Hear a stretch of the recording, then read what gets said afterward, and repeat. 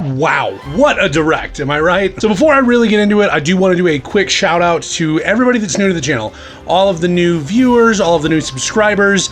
I really do appreciate it. It's been quite the influx of people commenting and subscribing. I know that they're not like huge numbers for, you know, larger channels, but for me, it's a decent number, and I really do appreciate it. I think that's awesome.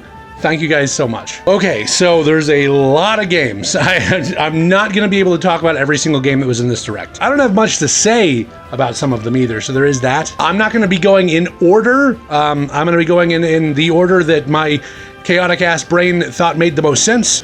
I even took notes at this direct. So first off, I wanna talk about the one game that I kind of had in my prediction video that I wasn't wrong about. I had one prediction in the entire video that kind of came true. I say kind of because the Dragon Quest III HD 2D remake was pretty obvious, like that was gonna be a thing in here. There was really no chance that that wasn't going to be mentioned. I mean, Dragon Quest usually does show up on Nintendo. Dragon Quest III originally was on like the NES. This one was gonna be on the Switch. There's no chance. I'll at least give myself a half point because I was right. They were gonna talk about it in the direct, but I don't think it really counts because in my mind, they weren't gonna not talk about it in the direct. What I didn't see coming was them announcing a remake of Dragon Quest 1 and 2 HD 2D style. That one's coming out next year.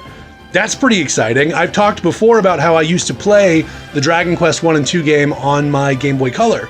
So it'll be really cool to play the entire Erdrick trilogy just on my Switch in HD 2D. That's really exciting. One of the games that really kind of stuck out that I wasn't sure what to think about was Farmagia. It kind of looks like a creature taming, creature collection type game, but with like a sprinkle of Pikmin, but also it's a farming sim JRPG. That's weird. That's enough weird that I'm at least intrigued. I do not know if I will play it, but I might because it looks pretty weird. I might really like that one. I don't know. They talked a bit about the upcoming Horizon Lego game. That one isn't surprising because they already had announced it was coming to the Switch. People had already been talking about how it was coming to multiple platforms. I didn't expect to see it in the direct necessarily, but I ain't mad at it. It looks fun. It was really weird seeing the PlayStation insignia at the end there. It was not expected, you know? Nothing wrong with that. I'm cool with games starting to put their IPs in smaller projects that are on other stuff, you know? Nothing wrong with that. It's a good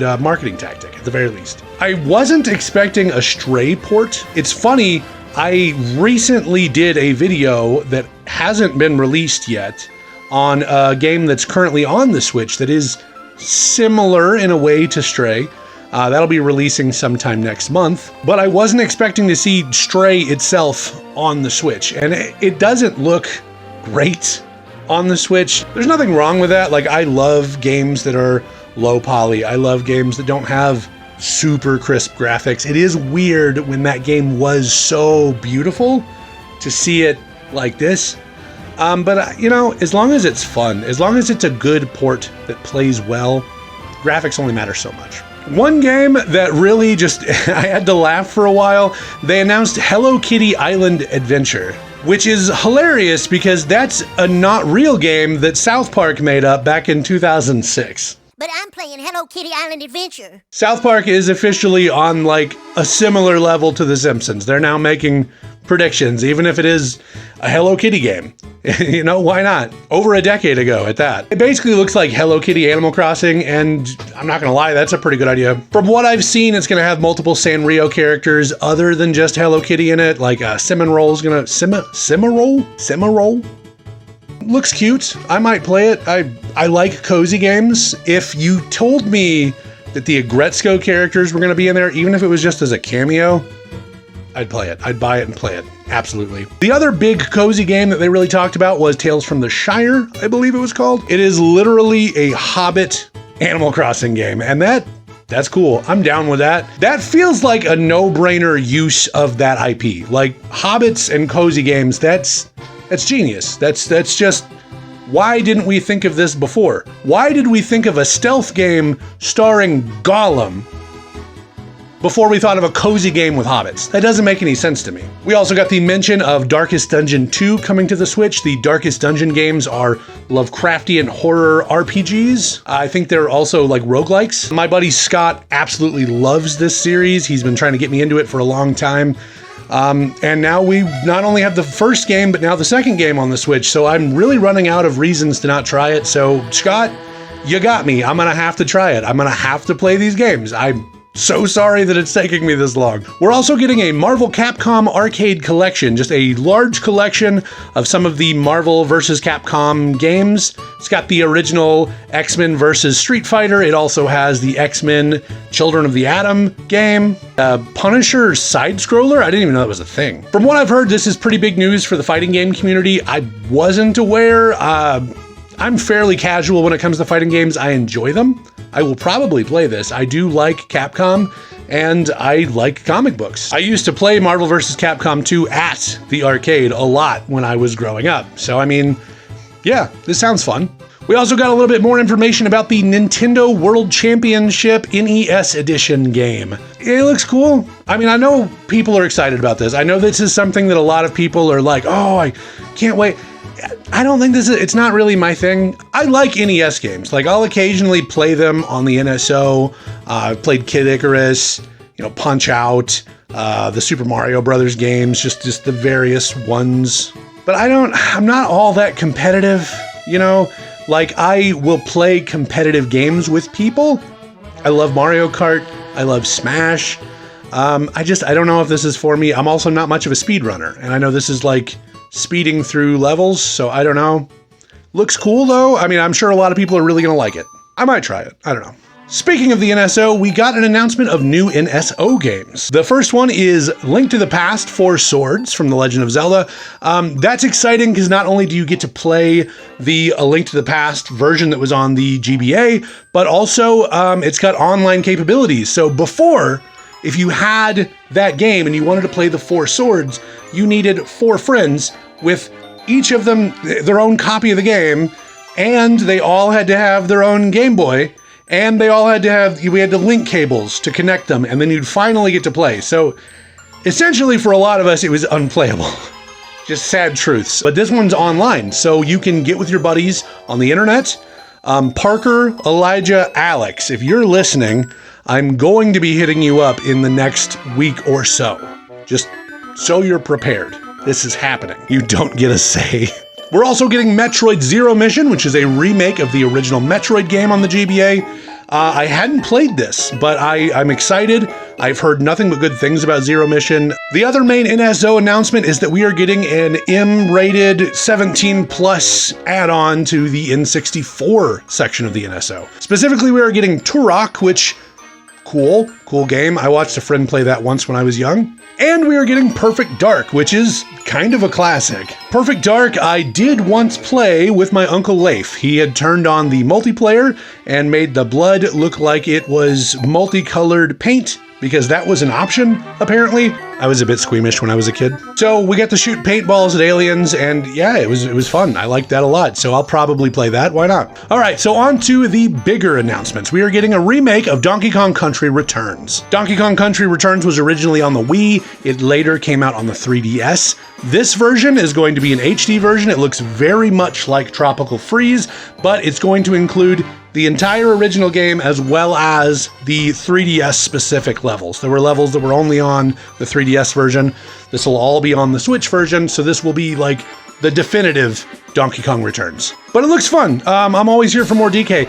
I'm sad that we didn't get a new DK game. I had a commenter saying there was going to be some kind of a DK announcement because they just added the Donkey Kong stuff to Nintendo World. So you are correct. Excellent call. I wish I'd thought of that. But it is kind of a bummer that we didn't get a new game. We don't have any new games for Donkey Kong on the Switch. We just have Tropical Freeze, which was a Wii U port, and now we've got this, which is a HD remake of a 3DS/Wii game. So, I don't know. Maybe we'll get more if this does well. Who knows? We are getting a new Mario Party game. I didn't see that coming. I don't know why. This one has 5 new boards, 2 returning boards from the first 2 games, and just a crap ton of minigames. I don't remember the exact number. It was huge. They are boasting that this is the biggest Mario Party ever, and it's being released on my birthday. So, I mean, family and friends that are watching, if you don't know what to get me, that's a pretty good one. Mario Party is a very popular game in my house. We play it quite a bit. I enjoy it. My sister-in-law enjoys it. My girls like it. You know, it's a good time. We play Mario Party here. Just saying, it will get used if you want to give me that for my birthday. Arguably more exciting, we're getting a new Legend of Zelda game, specifically a 2D one made in the style of the remake of Link's Awakening. What's really exciting is in this one, we get to play as Princess Zelda. We're finally getting a Zelda game where we're Zelda. That's awesome. That's objectively really awesome. In the game, Zelda uses an item called the Tri-Rod to make echoes of objects as well as monsters to solve the various obstacles and puzzles. The concept is so weird and so fun, it really feels like something that an indie developer would have come up with, and I love it. I'm very excited about this. It's cool because there are so many options, so there are multiple ways to solve the various problems and puzzles and obstacles. Like, everyone that plays could do a different thing. I could play and you could play and we could both come up with wildly different ways to get around puzzles. And that is really, really exciting. If you can honestly look at this game and tell me that this does not look fun, I do not think we could hang out. I do not think that we'd get along in person. And honestly, the online reaction to this game has been super positive so far. Like, a lot of people are really pumped to finally play as Zelda. And that makes me happy. It makes me happy to be a Nintendo fan, honestly. It makes me just smile that so many people are stoked on this and not, oh, I don't want to play a girl. Like, if you have that opinion, get out. Shut up, leave, go back to your COD lobbies. You don't need to be here. Now, that said, the most exciting announcement for me personally was right off the bat when they showed us a new Mario and Luigi game. Mario and Luigi Brothership. I am so thrilled about this. I just made a video about me getting into Mario RPGs, and now we're getting another Mario RPG. If you like Mario RPGs, then you've been eating good. Okay, we had the Mario RPG remake, then we had the Thousand Year Door remake, not to mention the ones that are on the NSO, and now we're getting a brand new Mario and Luigi game, something that I did not foresee happening. I mean, I don't know why. It makes sense. The games did well. The thing is that the studio that used to produce them, Alpha Dream, closed down quite a few years ago. They went bankrupt and they just stopped. So we haven't had a new Mario and Luigi game for 9 years. So the fact that we're getting a brand new one, and the fact that this is a 3D Mario and Luigi game, like I'm certain that it's going to be kind of similar to Kirby's Forgotten Land. Like, I don't think it's going to be, you know, an open 3D necessarily. It might even be like more like Sword and Shield, how they did it. But I'm okay with that, because I think this looks gorgeous. The art that I already had talked about adoring, this interesting way of drawing the Mario Brothers, has been translated into this beautiful 3D style, and I absolutely love it. It looks so good. It looks so fun. I cannot wait to have this. It comes out in November. I am super stoked. This is great. I'm look at me. I can't wait. And then they rounded off the final announcement of this just jam-packed, my God, was Metroid Prime 4. If you're not caught up, we've been hearing rumors and talks about Metroid Prime 4 for a while. Like, they kept saying, no, we swear, we're working on it. It's coming. It's definitely coming. But, like, a lot of us, myself included, began to lose hope, because was it really coming? Or are we doing this or not, guys? Well, we're doing it. It's here. It looks so gorgeous. If you can look at this game and tell me that these graphics look bad, then you're pretentious, is all I can really say about it. This looks so good. And the fact that we haven't got a new Metroid Prime game, and we're finally getting confirmation Metroid Prime 4 is coming 2025. Which I also have to say kind of reinforces the thought I was already having. I assumed, as did a few other people, that Metroid Prime 4 is probably going to be a cross-gen release. They're probably going to be releasing it as they release the new Switch successor, whatever that may be, so that it'll be a launch title on whatever this next console is. And the fact that they didn't give us a specific date, they just said 2025, to me reinforces that idea. I think this is going to be a cross-gen release. So as good as this footage looks on the Switch, I feel like this game's going to look so much better on whatever the next console is. So that's exciting. That's very cool. And I mean, that was pretty much it. There were a few other things. It was a weird Looney Tunes sports game. But for the most part, these were the games that really stuck out to me. These were the ones that I was like, I'm gonna talk about those. And I'm so excited about a lot of the, obviously, I don't know if you can, I'm sure that my voice is making it pretty clear, but new Mario and Luigi game, we get to play as Zelda, we're finally getting Metroid Prime 4, like this is great, this is great, this is so much better than what I had actually expected out of this Nintendo Direct. Like, this took the expectations I had and blew them out of the water. I don't care that none of my predictions were right except for that one that only kind of counts.